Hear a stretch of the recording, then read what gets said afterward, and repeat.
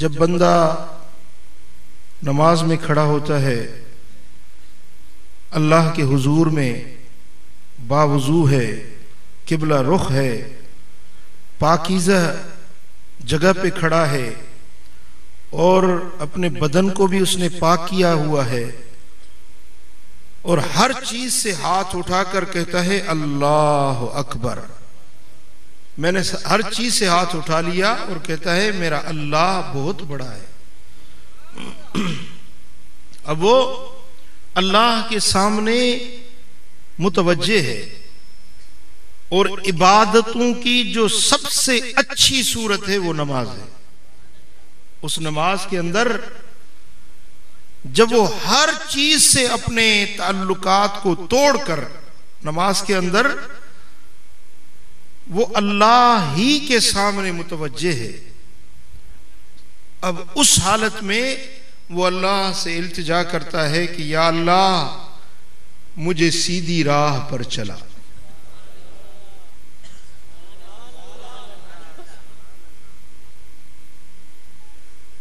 عزیزان گرامی، نمازی تو ہے،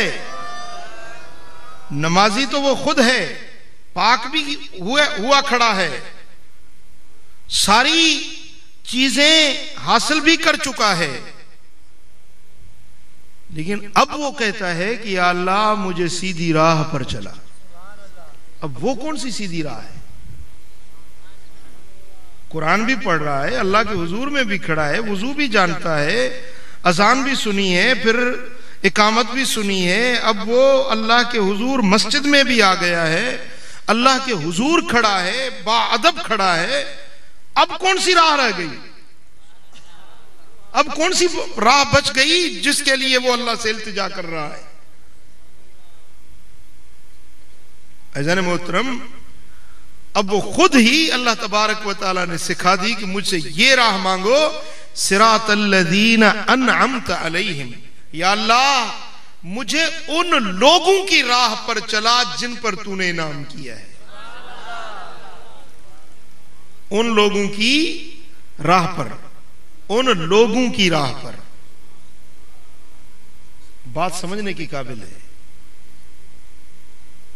اس سے مقصد یہ کیا ہوا کہ نمازی نماز پڑھتا ہے لیکن اس کے باوجود بھی وہ بھٹک سکتا ہے۔ نمازی نماز پڑھنے والا بھی راہ سے بھٹک سکتا ہے، اس لیے تو وہ اللہ سے التجا کر رہا ہے۔ رب کائنات کی خدمت میں عرض کرتا ہے کہ میرے مولا مجھے ان لوگوں کی راہ پر چلا۔ کون سے لوگ؟ جن پر تو نے انعامات فرمائے ہیں۔ یہ نہیں کہتا کہ مجھے قرآن کی راہ پر چلا، مجھے حدیث کی راہ پر چلا، مجھے اسلام کی راہ پر چلا، مجھے دین کی راہ پر چلا۔ کہنے کو تو بہت سارے الفاظ ہیں، دین پر چلنے کے لیے التجا کرنے کے بہت سارے الفاظ ہیں، لیکن یہاں نہ قرآن کی بات ہوئی، نہ حدیث کی بات ہوئی، نہ اسلام کی بات ہوئی، نہ دین کی بات ہوئی۔ یہاں تو التجا یہ کی جا رہی ہے کہ میرے مولا مجھے ان لوگوں کے راہ پر چلا جن پر تو نے انعام کیا۔ اب وہ لوگ جن پر اللہ نے انعام فرمائے ہیں وہ کون سے لوگ ہیں؟ اب وہ بھی قرآن سے پوچھتے ہیں کہ جن لوگوں پر اللہ نے انعامات فرمائے ہیں وہ کون سے لوگ ہیں؟ رب کائنات نے اپنے قرآن میں اس کی وضاحت بھی فرما دی۔ انعم اللہ علیہم من النبیین والصدیقین والشہداء والصالحین۔ یہ چار قسم کے بندے ہیں، چار قسم کے لوگ ہیں جن پر اللہ نے انعامات فرمائے ہیں۔ انعم اللہ علیہم، اللہ نے ان پر نعمتیں فرمائی ہیں۔ وہ کون سے ہیں؟ ایک انبیاء کرام، صدیقین، شہداء اور صالحین، اللہ کے ولی اور صالح بندے۔ ان لوگوں کی جو راہ ہے، ان لوگوں کا جو رستہ ہے وہی صراط مستقیم کا رستہ ہے. اور صراط مستقیم راہ جو ہوتی ہے، راہ آدمی کیوں چلتا ہے؟ جب اس کے سامنے کوئی منزل ہو. راہ کیوں پوچھی جاتی ہے؟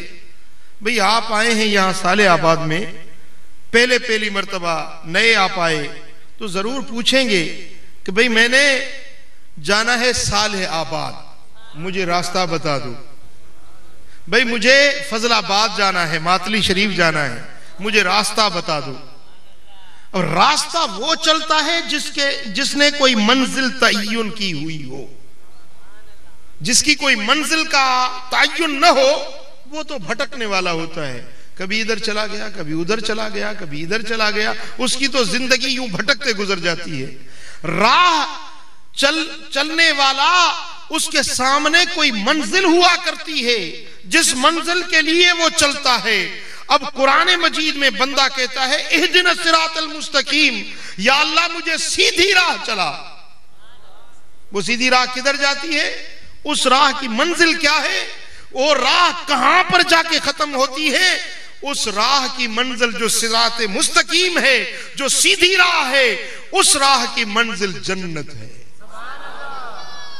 اس راہ کی منزل کون سی ہے؟ جنت ہے.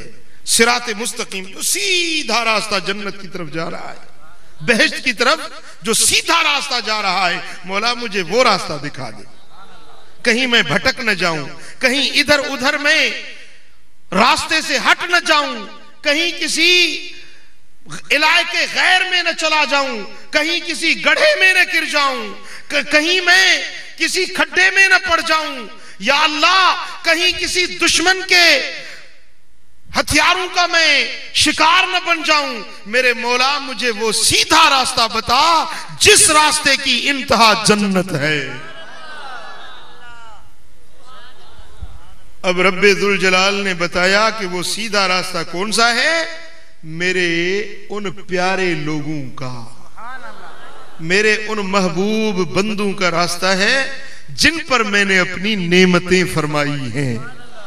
اب وہ گن کے بتائے کہ وہ سیدھے راہ والے، وہ بندے جن پر انعامات کی بارشیں ہوئی ہیں، وہ کون سے بندے ہیں؟ من النبیین، سب سے پہلے انبیاء کرام ہیں، والصدیقین، اور صدیق بندے ہیں، اور پھر والشہداء، شہید لوگ ہیں، والصالحین، اور اللہ کے صالح بندے، اولیاء کرام ہیں، اللہ کے صالح بندے. ان کی جو راہ ہے وہ سیدھی راہ ہے. اب بات سمجھنے کے قابل ہے دوستان محترم. یہ ہر نمازی اللہ سے التجا کر رہا ہے اور ہر بندہ یہ رب سے دعا مانگ رہا ہے کہ میرے مولا مجھے جنت کی سیدھی راہ دکھا، اور راہ ان لوگوں کی جن پر تو نے نعمتیں فرمائی ہیں. اب انبیاء کرام کا سلسلہ تو میرے آقا پر ختم ہو گیا. حضور علیہ السلام کے بعد اب قیامت تک کوئی نبی آنے والا نہیں. حضور کی راہ جو مدینے والے آقا نے راستہ سکھایا، وہ راستہ سیدھا راستہ ہے جو جنت کی طرف جا رہا ہے. پھر اس امت کے جو صدیق لوگ ہوئے، جن میں امام الصدیقین، سارے صدیقوں کے امام اور سرتاج سیدنا ابو بکر صدیق ہیں. پھر شہداء، ان شہیدوں میں سے اس امت کے افضل ترین شہید حضرت سیدنا عمر فاروق ہیں، حضرت سیدنا عثمان غنی شہید ہیں، حضرت مولا علی شیر خدا شہید ہیں، حضرت امام حسن شہید ہیں، حضرت امام حسین شہید ہیں. ان شہداء کے یہ اکابر ہیں، شہداء کے یہ امام اور رہنما ہیں. میرے مولا مجھے صدیقین کے بعد شہداء کی راہ پر چلا، اور شہداء کے بعد چوتھا طبقہ، انعام یافتہ بندوں کا چوتھا طبقہ، والصالحین، جو اللہ کے صالحین بندے ہیں، اولیاء کرام ہیں، اللہ کے نوازے ہوئے بندے ہیں، اللہ کی بارگاہ میں مقبول بندے ہیں. وہ اولیاء، ان کی راہ یہ جنت کی راہ ہے، یہ سیدھی راہ ہے۔ کون سے اولیاء؟ جن اولیاء میں صحابہ کرام سب سے بڑے ولی ہیں۔ میرے آقا کے صحابہ سب سے بڑے اولیاء حضور کے صحابہ ہیں۔ اس کے بعد تابعین میں سے ہزاروں اللہ کے صالحین بندے گزرے، تابعین میں گزرے، یہ سلسلہ چلتا رہا۔ پھر پیروں کے پیر دستگیر محبوب سبحانی آئے، بغداد والے میرے آقا غوث اعظم دستگیر آئے، وہ صالحین کے تاجدار ہیں، وہ اولیاء کے امام ہیں۔ غوث اعظم درمیان اولیاء، ہمچو احمد درمیان انبیاء۔ اولیاء کرام کے درمیان غوث اعظم بغداد والے سائیں کا درجہ اس طرح ہے جس طرح انبیاء کے درمیان میرے آقا مدینے والے تاجدار کا درجہ تھا۔ اب جو دعا مانگی جا رہی ہے، میرے مولا مجھے اپنے صالحین بندوں کی راہ پر چلا، تو اس سے التجا یہ ہو رہی ہے کہ میرے مالک کریم پیروں کے پیر دستگیر کے رستے پر چلا۔ ہند الولی خواجہ معین الدین چشتی اجمیری کی راہ، خواجہ بہاؤالدین نقشبند بخاری کی راہ، حضرت شیخ شہاب الدین سہروردی کی راہ، جنید بغدادی کی، سری سکتی کی، شبلی رحمت اللہ علیہ کی، اور پیر مٹھا سائیں رحمت اللہ علیہ کی، اور میرے مرشد کریم صالحوں میں اللہ کے کامل اور منفرد مقام رکھنے والے حضرت محبوب الہی کی راہ۔ اب یہ راہ ہے جو بندہ اللہ سے مانگ رہا ہے۔ عزیزان گرامی، اس راہ پر چلنے کی التجا ہو رہی ہے اور بندے کو اس راہ کی ضرورت ہے۔ اگر اولیاء کی راہ کو آدمی چھوڑ دے تو قرآن پڑھنے والے بھی بھٹک جاتے ہیں۔ آپ مجھے بتائیں، کیا قادیانی قرآن نہیں پڑھتے؟ مجھے بتائیں، کیا وہابی قرآن نہیں پڑھتے؟ کیا شیعہ قرآن نہیں پڑھتے؟ مجھے بتائیں، چکڑالوی قرآن نہیں پڑھتے؟ قرآن پڑھتے بھی گمراہ ہو جاتے ہیں۔ یضل بہ کثیرا ویہدی بہ کثیرا، یہ قرآن ہے جس کو پڑھنے والے بہت سارے لوگ گمراہ ہو جاتے ہیں اور بہت سارے لوگ ہدایت کی راہ پر آ جاتے ہیں۔ کیوں قرآن پڑھتے گمراہ ہو جاتے ہیں؟ وہ کس لیے؟ وَمَن يُضْلِلْ فَلَن تَجِدَ لَهُ وَلِيًّا مُرْشِدًا، جو گمراہ ہو جاتا ہے اس کا نہ تو کوئی ولی ہوتا ہے نہ کوئی مرشد ہوتا ہے۔ یہ اللہ کا قرآن ہے۔ وَمَن يُضْلِلْ، جو گمراہ ہو گیا، فَلَن تَجِدَ لَهُ وَلِيًّا مُرْشِدًا، جو گمراہ ہو گیا اس کا نہ تو کوئی ولی ہوگا اور نہ کوئی مرشد ہوگا۔ جو لوگ کہتے ہیں نا ہمیں پیروں کی ضرورت نہیں، مرشد لینے کی ضرورت نہیں، ہم اولیاء کو ولیوں کو نہیں مانتے، وہ سمجھو اللہ کے قرآن کا فیصلہ ہے کہ وہ گمراہی کے اندر پڑ گئے۔ ہدایت ان کو ملتی ہے جو ان اللہ کے برگزیدہ بندوں کی راہ پر آ جاتے ہیں۔